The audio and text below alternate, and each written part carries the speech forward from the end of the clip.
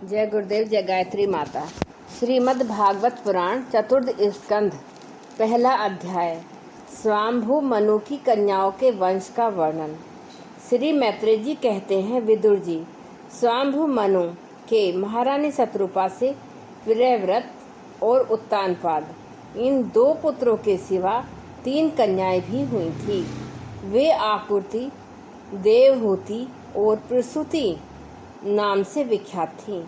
आकृति का यद्यपि उसके भाई थे, तो भी महारानी शत्रुपा की अनुमति से उन्होंने रुचि प्रजापति के साथ पुत्री का धर्म के अनुसार विवाह किया।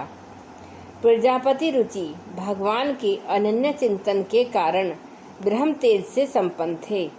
उन्होंने आकृति के गर्भ से एक पुरुष और स्त्री का जोड़ा उत्पन्न किया। उनमें जो पुरुष था वह साक्षात यज्ञ स्वरूपधारी भगवान विष्णु थे, और जो स्त्री थी वह भगवान से कभी अलग न रहने वाली लक्ष्मी जी का अंश स्वरूपा दक्षिणा थी। मनु जी अपनी पुत्री आकृति के उस परम तेजस्वी पुत्र को बड़ी प्रसन्नता से अपने घर ले आए और दक्षिणा को रुचि प्रजापति ने अपने पास रखा। अब दक्षिणा विवाह के योग्य हुई तो उसने यज्ञ भगवान को ही पति रूप में प्राप्त करने की इच्छा की। तब भगवान यज्ञ पुरुष ने उससे विवाह किया। इससे दक्षिणा को बड़ा संतोष हुआ। भगवान ने प्रसन्न होकर उससे 12 पुत्र उत्पन्न किए। उनके नाम हैं तोष, प्रतोष, संतोष, भद्र, शांति, इडस्पति, इधम, कवि, विभु, स्वह, सुदेव और रोचन। ये ही स्वाम्भु मनवंतर में तुषित नाम के देवता हुए। उस मनवंतर में मरीचि आदि सप्त ऋषि थे। भगवान यज्ञ ही देवताओं के अधीश्वर इंद्र थे और महान प्रभावशाली प्रियव्रत और उत्तानपाद मनुपुत्र थे। वह मनवंतर उन्हीं दोनों के बेटों, पोतों और दोहित्रों के वंश से छा गया। प्यारे विदुर जी, मनु जी ने अपनी दूसरी कन्या देवहूति कर्दम जी को ब्याही थी। उसके संबंध की प्राय सभी बातें तुम मुझसे सुन चुके हो। उस मनवंतर में मरीचि और आदि सप्तऋषि थे। भगवान यज्ञ ही देवताओं के अधीश्वर इंद्र थे और महान प्रभावशाली प्रियव्रत एवं उत्तानपाद मनुपुत्र थे। वह मनवंतर उन्हीं दोनों के बेटों, पोतों और दहित्रों के वंश से छा गया। प्यारे विदुर जी, मनु जी ने अपनी दूसरी कन्या देवहूति कर्दम जी को ब्याही थी। उसके संबंध की प्राय सभी बातें मैं तुमसे सुन चुके हो। भगवान मनु ने अपनी तीसरी कन्या प्रसूति का विवाह ब्रह्म जी के पुत्र दक्ष प्रजापति से किया। उसकी विशाल वंश परंपरा तो सारी त्रिलोकी में फैली हुई है। मैं कर्दम जी की 9 कन्याओं का, जो 9 ब्रह्म ऋषियों से ब्याही गई थी, पहले ही वर्णन कर चुका हूँ। अब उनकी वंश परंपरा का वर्णन करता हूँ, सुनो। मरीचि ऋषि की पत्नी कर्दम जी की बेटी कला से कश्यप और पूर्णिमा नामक 2 पुत्र हुए, जिनके वंश से यह सारा जगत भरा हुआ है। शत्रुतापन विदुर जी, पूर्णिमा के विरज और विश्व नाम के 2 पुत्र, देवकुल्या नाम की 1 कन्या हुई। यही दूसरे जन्म में श्री हरि के चरणों के धोवन से देव नदी गंगा के रूप में प्रकट हुई। अत्रि की पत्नी अनसुईया से दत्तात्रेय, दुर्वासा और चंद्रमा नाम के 3 परम यशस्वी पुत्र हुए। विदुर जी ने पूछा, गुरुजी, कृपया यह बतलाइए कि जगत की उत्पत्ति, स्थिति और अंत करने वाले इन सर्वश्रेष्ठ देवों ने अत्रि मुनि के यहाँ क्या करने की इच्छा से अवतार लिया। श्री मैत्रेय जी ने कहा, अब जब ब्रह्मा जी ने ब्रह्मज्ञानियों में श्रेष्ठ महर्षि अत्रि को सृष्टि रचने के लिए आज्ञा दी, तब वे अपनी सहधर्मिणी के सहित तप करने के लिए ऋक्ष नामक कुल पर्वत पर गए। वहाँ पलाश और अशोक के वृक्षों का एक विशाल वन था। उसके सभी वृक्ष फूलों के गुच्छों से लदे थे। उसमें सब निर्विंध्या नदी के जल की कलकल ध्वनि गूंजती रहती थी। उस वन में मुनि श्रेष्ठ प्राणायाम के द्वारा चित्त को वश में करके 100 वर्ष तक केवल वायु पीकर सर्दी गर्मी आदि द्वंद्वों की कुछ भी परवाह न कर एक ही पैर से खड़े रहे। उस समय वे मन ही मन यही प्रार्थना करते थे कि जो कोई संपूर्ण जगत के ईश्वर हैं, मैं उनकी शरण में हूँ, वे मुझे अपने ही समान संतान प्रदान करें। तब यह देखकर प्राणायाम रूपी ईंधन से प्रज्वलित हुआ अत्रि मुनि का तेज उनके मस्तक से निकलकर तीनों लोकों को तपा रहा है। ब्रह्मा, विष्णु और महादेव, इन तीनों जगतपति उनके आश्रम पर आए। उस समय अप्सरा, मुनि, गंधर्व, सिद्ध, विद्याधर और नाग उनका सुयश गा रहे थे। उन तीनों का एक ही साथ प्रादुर्भाव होने से अत्रि मुनि अंतःकरण प्रकाशित हो उठा। उन्होंने एक पैर से खड़े खड़े ही उन देवों को देखा और फिर पृथ्वी के परदंड के समान लौटकर प्रणाम करने के अनंतर अर्घ्य पुष्प आदि पूजन की सामग्री हाथ में ले उनकी पूजा की।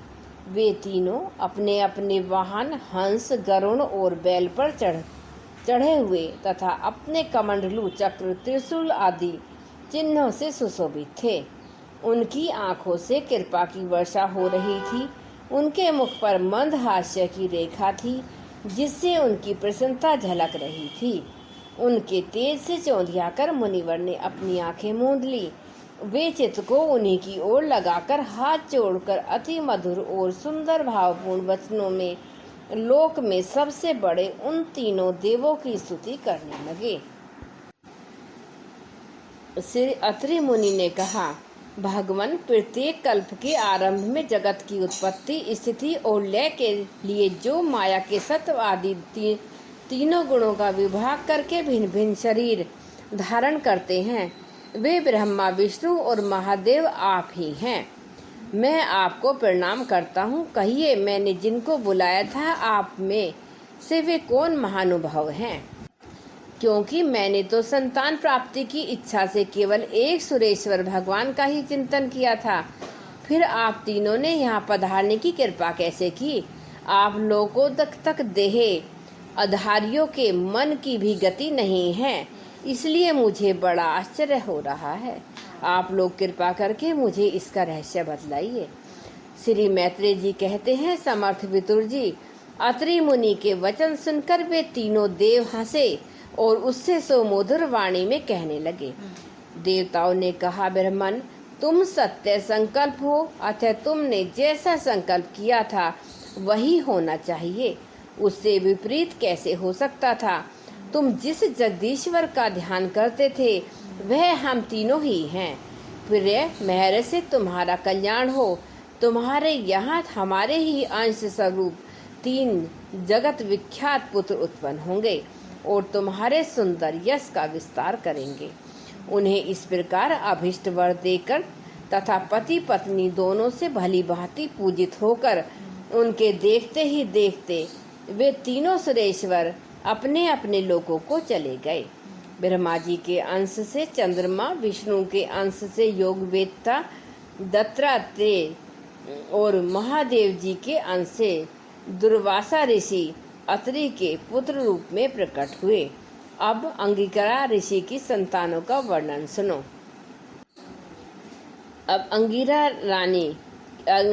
की पत्नी श्रद्धा ने सिनी वाली, कुहू, राका और अनुमति इन 4 कन्याओं को जन्म दिया। अंगिरा की पत्नी श्रद्धा ने सिनी वाली, कुहू, राका और अनुमति इन 4 कन्याओं को जन्म दिया। इनके सिवा उनके साक्षात भगवान उतथ्य और ब्रह्मनिष्ठ बृहस्पति ये 2 पुत्र भी हुए, जो सवरोष मनवंतर विख्यात हुए। पुलत्स्य के उनकी पत्नी हविभ्रू से महर्षि अगस्त्य और महातपस्वी विश्रवा ये 2 पुत्र हुए। इनमें अगस्त्य दूसरे जन्म में जठराग्नि हुए। विश्वा मुनि के इडविडा के गर्भ से यक्षराज कुबेर का जन्म हुआ और उनकी दूसरी पत्नी केशनी से रावण, कुंभकर्ण एवं विभीषण उत्पन्न हुए। महामते महर्षि पुलह की स्त्री परम साध्वी गति से कर्म श्रेष्ठ, वर्यवान और सहिष्णु ये 3 पुत्र उत्पन्न हुए। इसी प्रकार क्रतु की पत्नी क्रिया ने ब्रह्मतेज, वेदी पैमान, बाल खिलियादि 60,000 ऋषियों को जन्म दिया।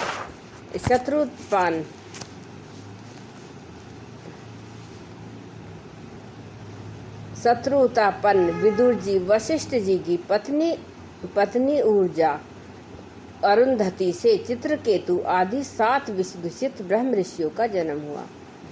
उनके नाम चित्रकेतु, सुरोचु, विरजा, मित्र, उल्वाण, वृषभन और ध्रुमान थे। इनके सिवा उनकी दूसरी पत्नी से शक्ति आदि और भी कई पुत्र हुए। अथर्वा मुनि की पत्नी चित्ती ने दंड दधीची नामक एक तपोनिष्ठ पुत्र दिया, जिसका दूसरा नाम अश्वशिरा भी था।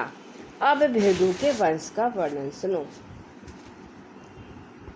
महाभाग भृगु जी अपनी भार्या खयाति से धाता और विधाता नामक पुत्र तथा श्री नाम की एक भगवत परायणा कन्या उत्पन्न हुई। मेरु ऋषि ने अपने आयाति और नियति नाम की कन्याएं क्रमशः धाता और विधाता को ब्याही।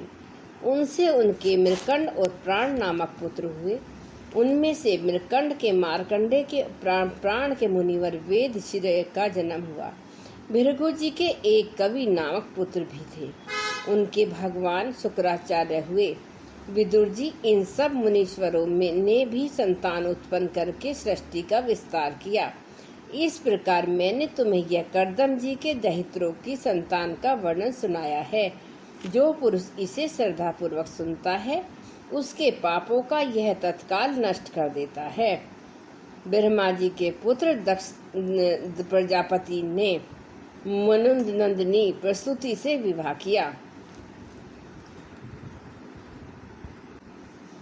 उससे उन्होंने सुंदर नेत्रों वाली 16 कन्याएं उत्पन्न की। भगवान दक्ष ने उनमें से 13 धर्म को, एक अग्नि को, एक समस्त पितृगण को, एक संसार का संहार करने वाले, जन्म मृत्यु से छुड़ाने वाले भगवान शंकर को दी। श्रद्धा, मैत्री, दया, शांति, तुष्टि, पुष्टि, क्रिया, उन्नति, बुद्धि, मेधा, तितिक्षा ही और मूर्ति ये धर्म की पत्नियां हैं। इनमें से श्रद्धा ने शुभ, मैत्री ने प्रसाद, दया ने अभय, शांति ने सुख, तुष्टि ने मोद, पुष्टि ने अहंकार को जन्म दिया। क्रिया ने योग, उन्नति ने दर्प, बुद्धि ने अर्थ, मेधा ने स्मृति, तितिक्षा ने क्षेम और ही लज्जा ने प्रत्यय, विनय नामक पुत्र उत्पन्न किया। समस्त गुणों की खान मूर्ति देवी ने नर नारायण ऋषियों को जन्म दिया। इनका जन्म होने पर इस संपूर्ण विश्व ने आनंदित होकर प्रसन्नता प्रकट की। उस समय लोगों के मन, दिशाएं, वायु, नदी और पर्वत सभी में प्रसन्नता छा गई। आकाश में मांगलिक बाजे बजने लगे। देवता लोग फूलों की वर्षा करने लगे। मुनि प्रसन्न होकर स्तुति करने लगे। गंधर्व और किन्नर गाने लगे। अप्सराएं नाचने लगी। इस प्रकार उस समय बड़ा ही आनंद मंगल हुआ तथा ब्रह्म आदि समस्त देवता स्रोतों द्वारा भगवान की स्तुति करने लगे। देवताओं ने कहा, जिस प्रकार आकाश में तरह तरह के रूपों की कल्पना कर ली जाती है, उसी प्रकार जिन्होंने अपनी माया के द्वारा अपने ही स्वरूप के अंदर इस संसार की रचना की है और अपने उस स्वरूप को प्रकाशित करने के लिए इस समय इस ऋषि विग्रह के साथ धर्म के घर में अपने आप को प्रकट किया है, उन परम पुरुष को हमारा नमस्कार है, जिनके तत्व का शास्त्र के आधार पर हम लोग केवल अनुमान ही करते हैं, प्रत्यक्ष नहीं कर पाते। उन्हीं भगवान ने देवताओं को संसार की मर्यादा में किस प्रकार गड़बड़ी न हो इसलिए सत्वगुण से उत्पन्न किया। अब वे अपनी करुणा में नेत्रों से जो समस्त शोभा और सौंदर्य के निवास स्थल निर्मल दिव्य कमल को भी नीचा दिखाने वाले हैं, हमारी ओर निहारे। प्यारे विदुर जी प्रभु का साक्षात दर्शन पाकर देवताओं ने उनकी इस प्रकार स्तुति और पूजा की। तदंतर भगवान नर नारायण दोनों गंधमादन पर्वत पर चले गए। भगवान श्री हरि के अंशभूत वे नर नारायण ही इस समय पृथ्वी का भार उतारने के लिए यदुकुल भूषण श्री कृष्ण और उन्हीं के सरीखे श्याम वर्ण कुरुतिलक अर्जुन के रूप में अवतीर्ण हुए। अग्निदेव की पत्नी स्वाहा ने अग्नि के ही अभिमानी पावक, पवमान और शुचि ये 3 पुत्र उत्पन्न किए। ये तीनों ही हवन किए हुए पदार्थों का भक्षण करने वाले हैं।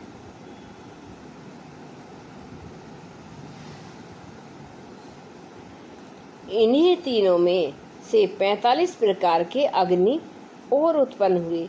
ये ही अपनी 3 पिता और 1 पितामह को साथ लेकर 49 अग्नि कहलाए। वेदज्ञ ब्राह्मण वैदिक यज्ञ कर्म में जिन 49 अग्नियों के नामों से आग्नेय इष्टियां करते हैं वे यही हैं। अग्निस्वात, ब्रह्मऋषि, सोमक और आज्यप ये पितृ हैं। इनमें साग्निक भी हैं और निरग्निक भी हैं। इन सब पितरों की पत्नी दक्ष कुमारी सवधा है। इन पुत्रों से सवधा के धारिणी और वयुना नामक 2 कन्याएं हुईं। ये दोनों ही ज्ञान विज्ञान में पारंगत और ब्रह्म ज्ञान का उपदेश करने वाली हुईं। महादेव जी की पत्नी सती थी। वे सब प्रकार से अपने पतिदेव की सेवा में संलग्न रहने वाली थी, किंतु उनके गुण और शील के अनुरूप कोई पुत्र नहीं हुआ, क्योंकि सती के पिता दक्ष बिना ही किसी अपराध के भगवान शिव जी के प्रतिकूल आचरण किया था। इसलिए सती ने युवा अवस्था में ही क्रोधवश योग के द्वारा स्वयं ही अपने शरीर का त्याग कर दिया था। जय गुरुदेव, जय गायत्री माता।